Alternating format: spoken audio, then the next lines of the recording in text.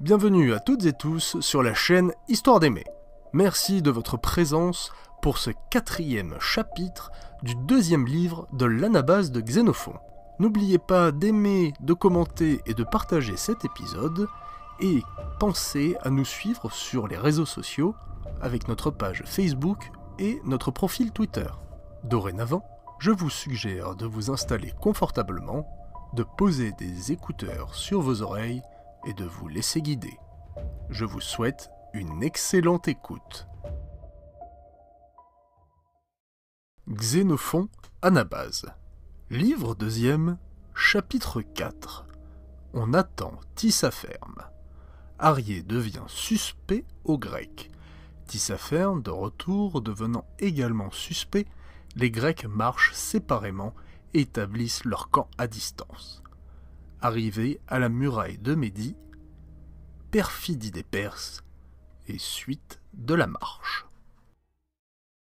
Après cela, les Grecs et Ariés, campés les uns près des autres, attendent Tissapherme plus de 20 jours. Pendant ce temps, Arié reçoit les visites de ses frères et autres parents.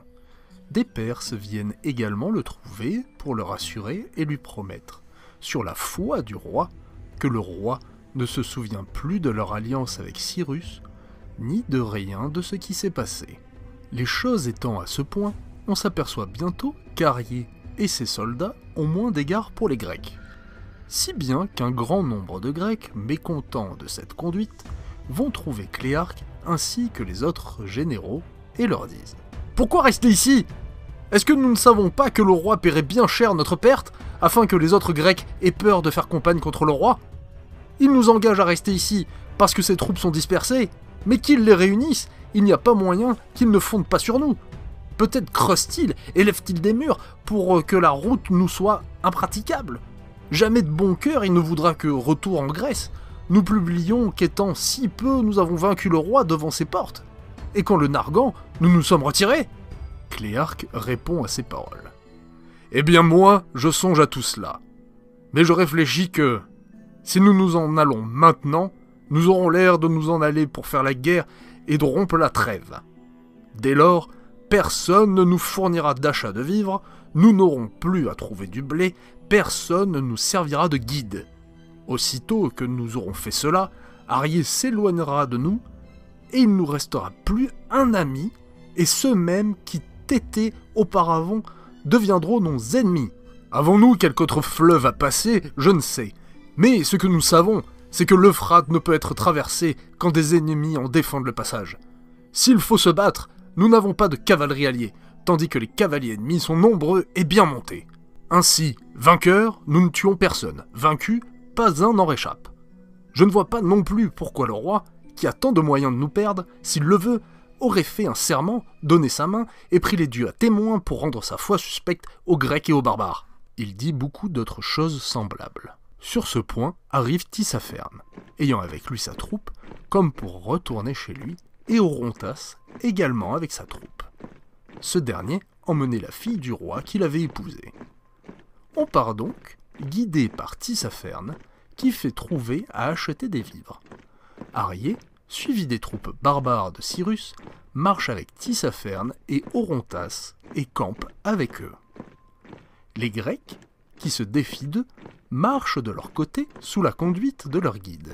On campe ainsi séparément, à une parasange au plus les uns des autres, afin qu'on s'observe mutuellement comme des ennemis, ce qui fait naître aussitôt des soupçons. Parfois, on se reconnaît faisant du bois à même endroit, ramassant du fourrage ou d'autres choses semblables, et l'on se frappait des deux côtés. Nouveau motif de haine. Après 3 étapes, on arrive à la muraille qu'on nomme le mur de Médie. Et on passe au-delà.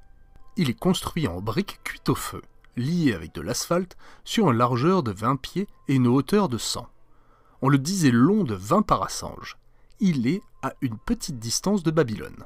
De là, on fait 8 parasanges en 2 étapes, et l'on traverse 2 canaux, l'un sur un pont à demeure, l'autre sur un pont de bateau. Ces canaux dérivaient du Tigre, et on y avait ouvert des tranchées pour arroser le pays, d'abord larges, puis plus petites, et enfin de petites rigoles telles qu'on en pratique en Grèce dans les champs de mil. On arrive au Tigre.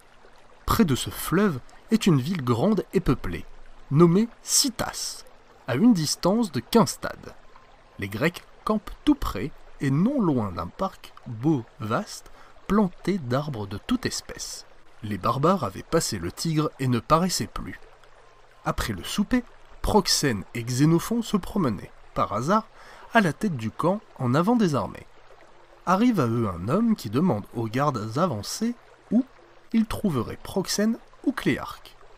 Il ne demandait point Ménon, puisqu'il vint de la part d'Arié, hôte de Ménon.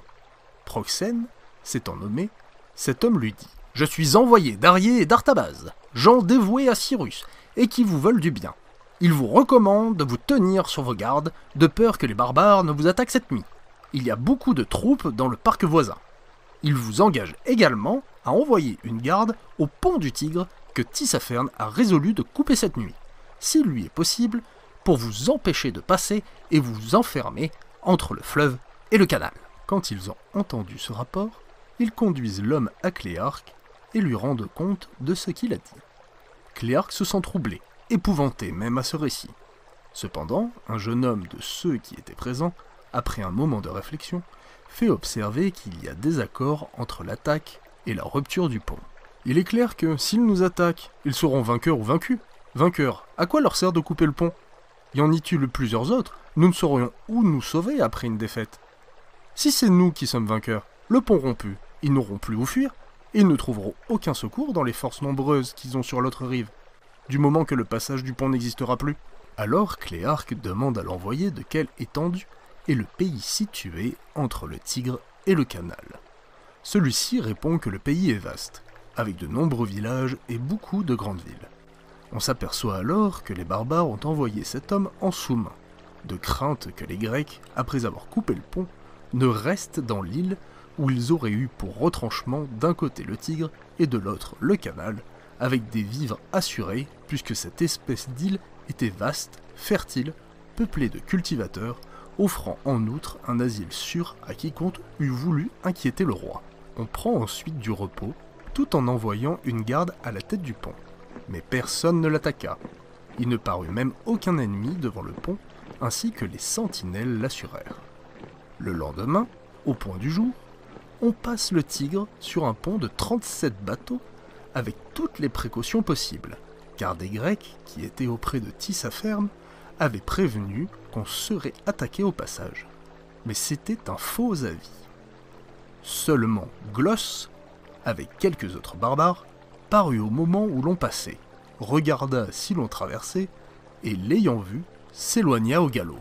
Des bords du Tigre, on fait 20 parasanges en 4 étapes et l'on arrive au fleuve Fiscus, large d'un flètre.